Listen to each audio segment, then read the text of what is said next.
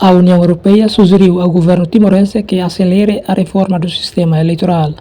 O objetivo é reforçar a transparência, a inclusão e a igualdade de oportunidades para todos os candidatos nos futuros sufrágios. Durante uma conferência de imprensa em Dili, o chefe da missão de observação eleitoral da União Europeia, Dominic de Vesa, lembrou que as missões que acompanharão as eleições presidenciais de 2022 e as legislativas de 2023 apresentarão um total de 29 recomendações, sendo 5 delas consideradas prioritárias.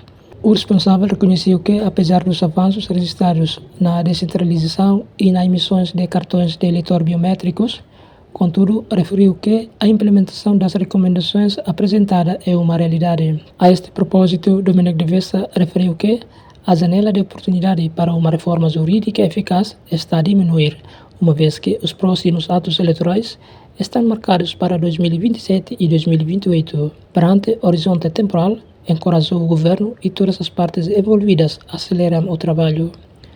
Entre as medidas prioritárias destacam-se a consulta sistemática à Comissão Nacional de Eleições na preparação do quadro regulamentar eleitoral, o reforço da capacidade de supervisão da campanha e a revisão das regras de financiamento de campanhas, que considera fundamental para aumentar a transparência e garantir condições justas para todos os candidatos das próximas eleições.